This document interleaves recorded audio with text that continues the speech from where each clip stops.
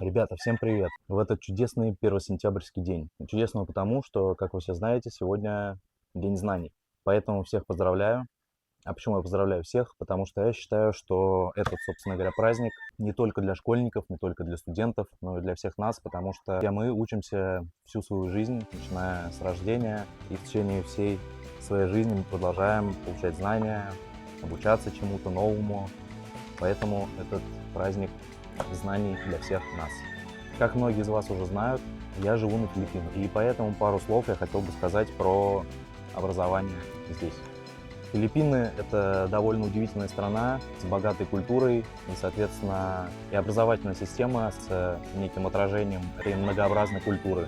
Первое, что стоит здесь отметить, это общедоступность образования. То есть здесь образование полностью бесплатное, начиная с детского садика, собственно, младших классов, средней школы и университета, что является огромным преимуществом для местных жителей, так как, я думаю, все знают, для кого не секрет, что Филиппины — это одна из довольно бедных стран с низким доходом населения. Но, тем не менее, даже в сельской местности, в провинции, как вот здесь, доступное образование абсолютно каждому. Соответственно, было бы желание, а возможность для этого есть. Из отличий здесь образование, средняя школа, скажем так, до периода университета либо колледжа занимает 12 лет.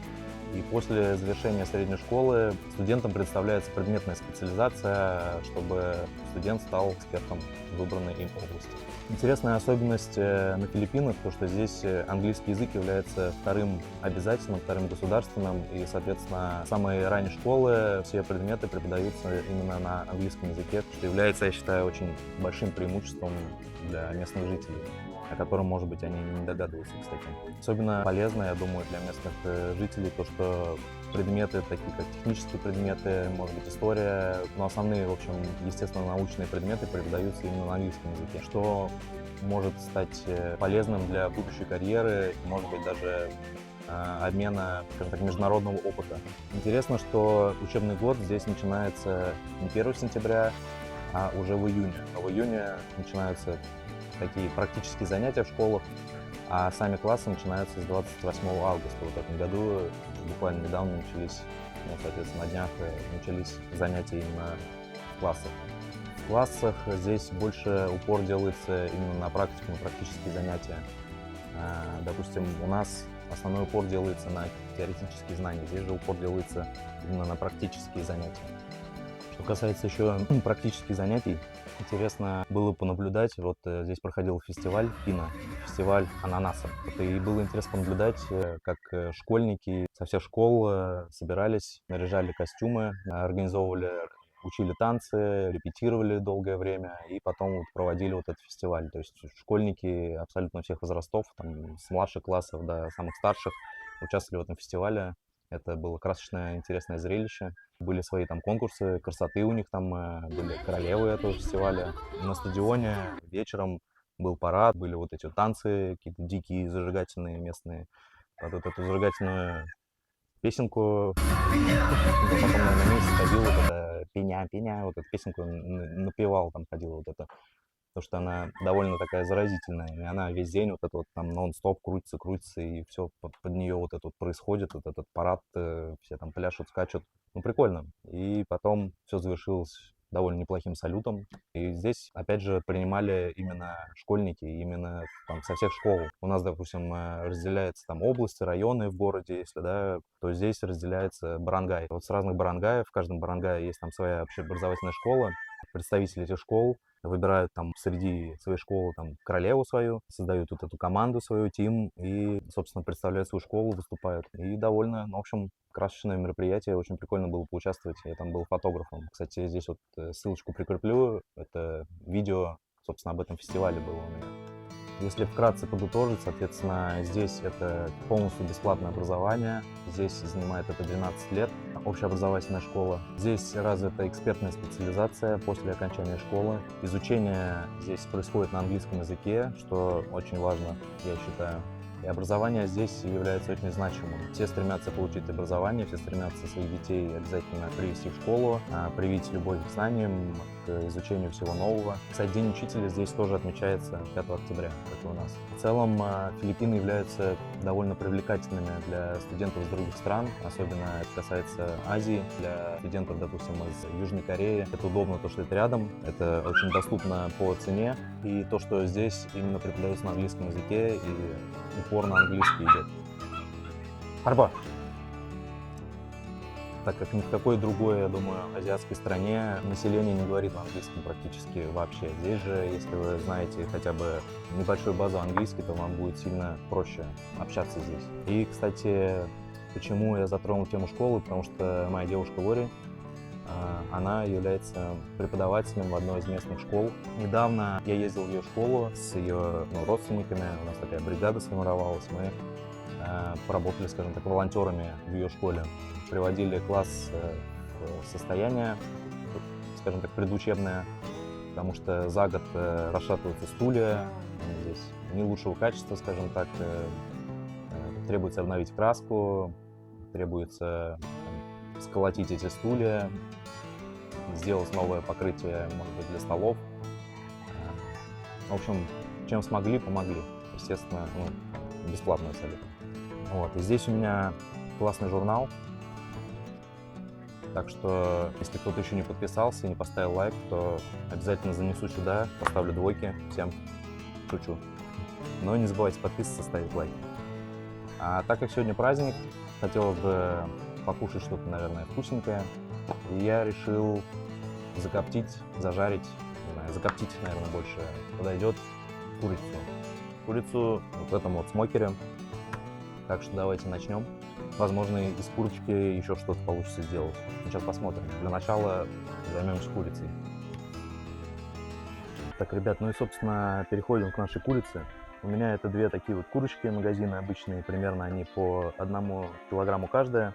Вот, сейчас вот берем перчаточки и будем готовить. Нам сейчас их нужно разрезать вдоль, надрезать, скажем так. Разрезаем вдоль грудки. И вот так вот раскрываем. Вот так, чтобы у нас примерно получилось. Вот такая тушка. Но еще важно убрать вот эти все лишние детали, такие как шейка, вот это все, то, что висит тут, ненужный жир, вот это мы все должны убрать, потому что нам это не нужно совершенно. Лишний жир, кожу свисающую тоже лучше убрать, потому что она будет свисать с решетки и, соответственно, капать лишний жир в смокере или коптильне, тем более он совершенно не нужен.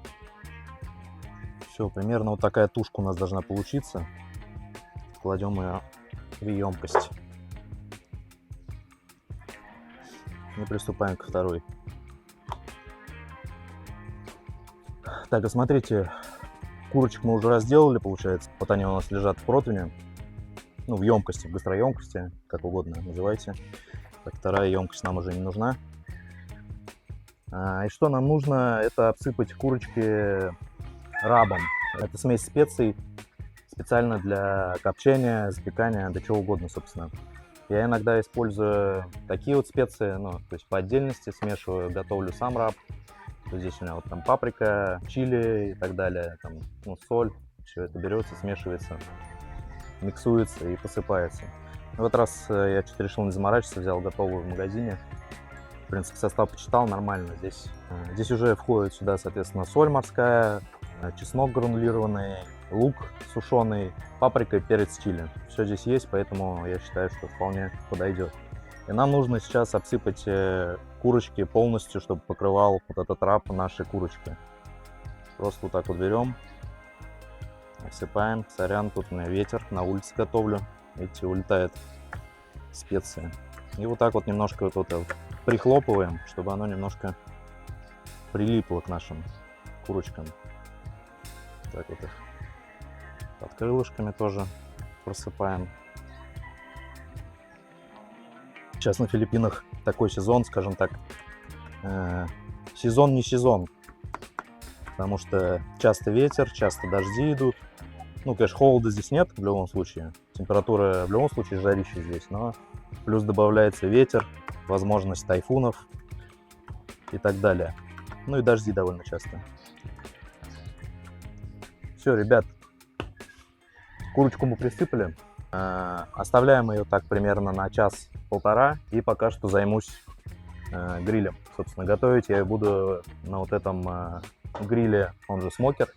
Здесь имеется дополнительная камера растопочная. Ну, в общем, сейчас все покажу. Курочку пока убираем. Прошел где-то час, как мы замариновали курицу, ну, засыпали ее рабом. Значит, пришло время разжигать наш смокер. Для этого я буду использовать брикеты угольные. Для создания дыма в первые где-то 20 минут, больше не надо, я буду использовать щепу. Магазинную щепу, замоченную предварительно немножечко в воде. Для чего я замачиваю щепу в воде? Потому что я буду кидать щепу прямо непосредственно на угли. То есть это не как вот эта коптилка квадратная, да, которую вы ставите на какой-то бак, где идет горение, а щепу вы сыпете на дно вашей коптилки. Здесь принцип другой, здесь как а-ля конвекционная печь. Вот, поэтому здесь будет проходить процесс горения брикетов угольных. Сверху будет лежать щепа. Сначала загружаем туда, соответственно, брикеты угольные. Вот так это они выглядят. Для растопки угольных брикетов я буду использовать вот такие вот штуки. Я не знаю, что это. Короче, это типа соломы, которая пропитана воском, ну или парафином. Вот. Абсолютно они не дымят, просто горят, ну как свечки, грубо говоря, только КПД намного выше. Удобно, экологично, наверное. Утверждать не буду, но пахнут воском, как свечка. В общем, их я буду использовать. Все, я жду примерно полчаса, пока растопятся брикеты, а для вас, соответственно, это будет одно мгновение. Так, ребят, прошло примерно полчаса, может быть минут 40. Брикеты уже почти полностью сгорелись. Нам этого вполне достаточно, потому что температура сейчас внутри смокера где-то 140 градусов. Мы же будем запекать курицу нашу, коптить при температуре 120 градусов. 120-125 примерно так. По времени, ну, сколько выйдет, столько выйдет, мы будем ее коптить 80 градусов внутри курицы. Где-то от 75 до 80 градусов это полная готовность птицы, в частности курицы. Буду проверять щупом, ну, термометром. Вот, у меня он, к сожалению, очень плохой, ну ладно, как-нибудь. Соответственно, сейчас мы кладем сюда щепу. Ее нужно совсем немного, буквально 2 вот такие вот жмени, грубо говоря.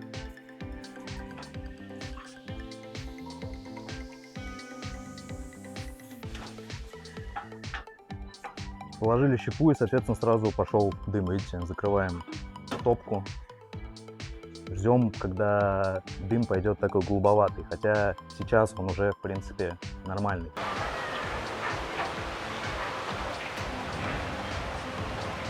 Курицу мы заложили, дым у нас идет, все в порядке, закрываем. И все, останется только контролировать температуру, она должна быть в пределах 120-125 градусов. Сейчас я приготовлю мок-соус для того, чтобы сбрызгивать курицу в процессе приготовления. Процесс идет, все нормально. А для приготовления классического мок-соуса нам понадобится 500 мл воды, 250 грамм яблочного сока обычного магазинного и по 30 мл яблочного уксуса, ворчестерширский соус. Не выговорить это, ворчестерширский соус. Ладно, неважно. Короче, берем и все просто смешиваем. 500 мл воды. Смешивать мы будем это все в таком опрыскивателе, он же пульверизатор. 250 мл яблочного сока. И примерно, ну, вот так вот по 30 мл будет у нас яблочного уксуса. Вот так. И вот этого труднопроизносимого ворчестерширского соуса. Некоторые используют пиво, виски, там еще что-то, но мне кажется, лучше классики ничего нету. Так, собственно, все. Погружаем штуку, закрываем. взбалтываем. Все, мук-соус готов.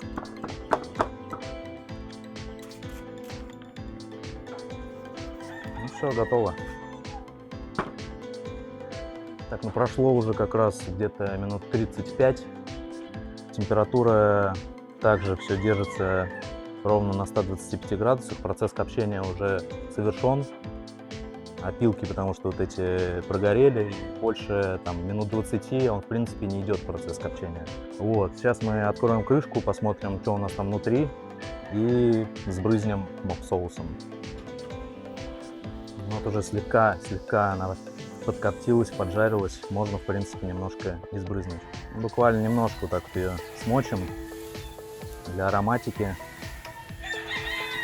и для увлажнения. Ребят, забыл еще сказать, что в смокер желательно, точнее даже нужно ставить вот такую вот емкость, ну такую или там любую другую емкость с водой. Все опять же потому, что влага испаряется быстро, и соответственно нужно, чтобы воздух был влажный в смокере.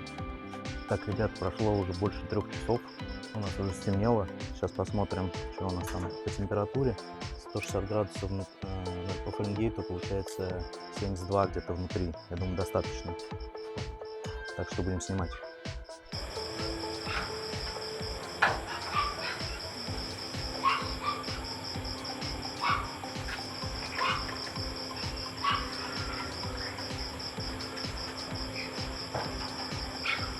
Так, сейчас одну с вами разрежем, посмотрим, что там внутри получилось.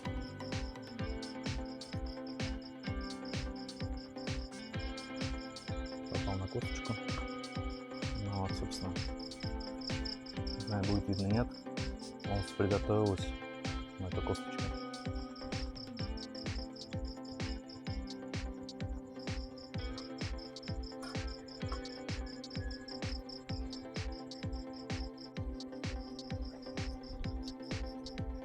Ну, если честно, суховато чуть получилось.